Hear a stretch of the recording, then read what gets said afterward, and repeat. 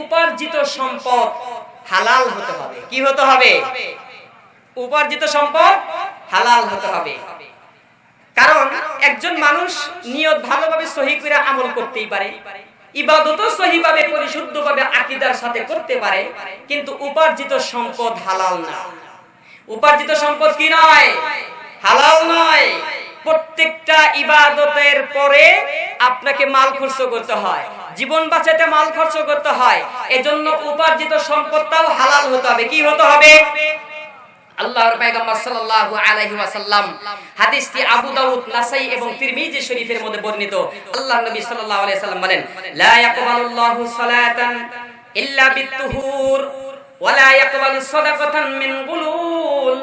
আল্লাহর পয়গম্বর বলেন, পবিত্রতা ছাড়া নামাজ কবুল হয় না, আবার পরিশুদ্ধ টাকা, উপার্জিত টাকা ছাড়া সাদকাও কবুল হয় না।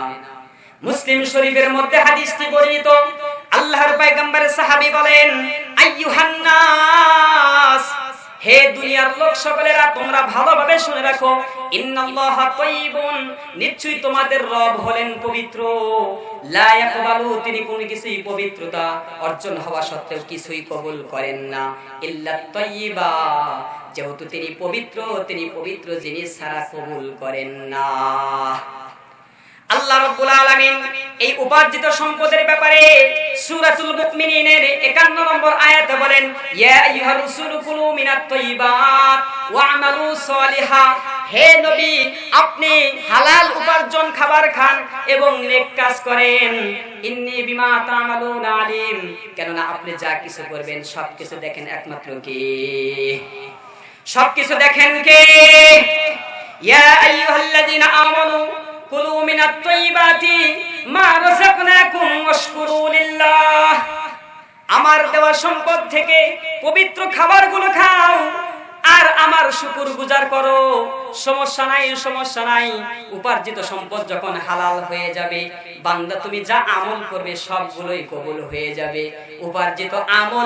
উপার্জিত সম্পদ যদি হালাল না হয়, আপনার ইবাদত কবুল হবে না, আপনার দোয়াও কবুল হবে না। আল্লাহর নবী সাল্লাল্লাহু আলাইহি ওয়াসাল্লাম এক ব্যক্তি সফররত অবস্থা, তাকে উদ্দেশ্য করে হাদিসটি বর্ণনা করেছেন। আল্লাহর নবী বলেন, কোন এক ব্যক্তি দীর্ঘ মাইলকে মাইল সফর করে করে বাইতুল্লাহ গিয়ে তিনি সফর পৌঁছাইলেন। সুম্মা যাকারা রাজুলু ইতিরুস সফরা, আল্লাহর নবী বলেন, দীর্ঘ সময় এক ব্যক্তি সফর করে আসলো। সফর করে আসার পর আসআসা আগবারা ইয়ামুদ্দুহু ইলাস সামা, ওই ব্যক্তি সফর করে এসে বাইতুল্লাহ শরীফের সামনে এসে ইয়ামুদ্দু ইলাস সামা, তার হাতটা আসমানের দিকে তুলে তুলে বললেন, ইয়া রব, ইয়া রব, হে আমার রব, হে আমার রব। এই বলে বলে বলে বলে দোয়া করছেন। আল্লাহর নবী বলেন, ওয়া মাতআমুহু হারামুন ওয়া মাশরাবুহু হারামুন ওয়া মালবাসুহু হারামুন গুযিয়া বিল হারাম ফাইন্নী ইস্তাজাবু লিযালিক। আরে তোমরা দেখো সাহাবাই, ওই ব্যক্তি আল্লাহর কাছে আসমানের দিকে হাত তুলে তুলে বাইতুল্লাহর চাদর ধরে আল্লাহকে ইয়া রব, ইয়া রব বলে বলে দোয়া করছে। আমি পয়গম্বর বলছি, ওয়া মাতআমুহু হারামুন, ওর সম্পূর্ণ খাবারগুলো হারাম, ওয়া মাশরাবুহু হারামুন, যা কিছু পান করেছে সেটাও হারাম, ওয়া মালবাসুহু হারামুন, যা কিছু পরিধান করেছে সেটাও হারাম, গুযিয়া বিল হারাম, প্রত্যেকটা জিনিস দ্বারা তার এই সম্পদ দিয়ে এই শরীর তৈরি করেছে, অন্তরের ভিতরে প্রবেশ করিয়েছে। সুতরাং সবকিছু যখন হারাম হয়ে যায়, ফাইন্নী ইস্তাজাবু লিযালিক, এই ব্যক্তির দোয়া কিভাবে কবুল হয়? সুতরাং যার খাবারে হারাম, যার পোশাকে হারাম, যার পানের মধ্যে হারাম, বাইতুল্লাহর চাদর ধরেও ধরেও যদি দোয়া করে, এই দোয়া কোনোদিনও কবুল হবে না। আরে সম্পূর্ণ উপার্জন করেছেন, সবকিছুই আপনার হালাল, হারাম। আল্লাহর নবী বলেন, ফাইন্নী ইস্তাজাবু লিযালিক, আপনি কাবার চাদর ধরে দোয়া করলে এই দোয়া কবুল হবে না। সুতরাং ব্যক্তি হারাম খাবে, পানি খাবে, সবকিছুই যখন হারাম হয়ে যাবে, আল্লাহর নবী সাল্লাল্লাহু আলাইহি ওয়াসাল্লাম বলেন, লা ইয়াদখুলুল জান্নাতা জাসাদা গুযিয়া বিল হারাম, যে ব্যক্তির এই হারাম সম্পদের উপার্জিত দিয়ে দেহ তৈরি করেছে, লা ইয়াদখুলুল জান্নাহ, ওই শরীর কোনোদিনও জান্নাতের মধ্যে প্রবেশ করবে না। কে ঘোষণা করেছেন?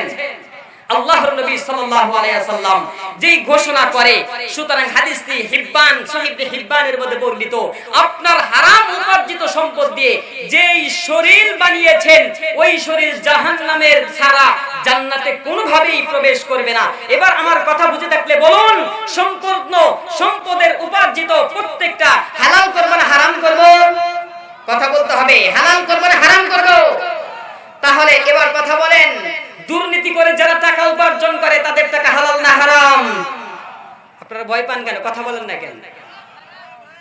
আমার এক আওয়াজ আপনাদের এখানে যে আওয়াজটা আছে এরকম তো এই সানন্দবাড়ি প্রত্যেকটা 4 স্টল কম্পন সৃষ্টি হয়ে যাবে। অনেক ব্যক্তি তো 4 স্টলে বসে বসে বয়ান শুনতে চায়, সকালবেলা ওই বিরাজটা নিয়ে লুঙ্গিটা এরকম ভাবে পাশা পর্যন্ত তুলবে আর বিরাজ করে কি কইছে লাগছে কিছুই বুঝছে না, আছে না নাই?